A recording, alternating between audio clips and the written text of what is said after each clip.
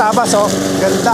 Tingnan nyo yung malaking pagkakaiba nung dinaanan tsaka yung hindi dinaanan. Pakita ko po sa inyo kung gaano po ka-epektibo itong ating Briggs & Stratton lawn mower. Self-propelled na po siya ha. Ito po ang ginagamit sa mga golf course, sa mga memorial, o kaya kung gusto nyong maganda ang tabas ng inyong mga damo. Testingin ko po ha. Ito po meron siyang adjustment kung gusto nyo pong tumaas o bumaba yung inyong lawn mower. I-adjust po natin. Try po natin. Ito po yung andar.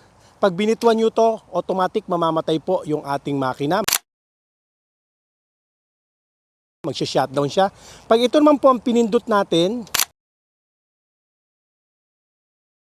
hinawakan natin, automatic aandar po o uusad yung ating pong lawn mower.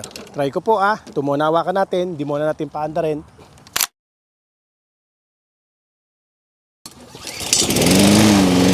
Gasoline operated po siya.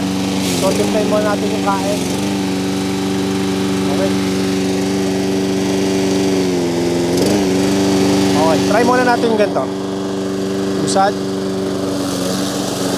Ganda. Tingnan nyo yung tabas, oh. Ganda. Lalakad ka lang dyan. Habang tumatabas yung inyong damo, ayan, oh.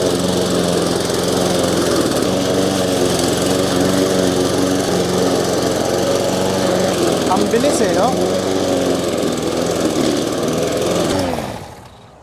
Tingnan nyo mga kadiskarte, oh.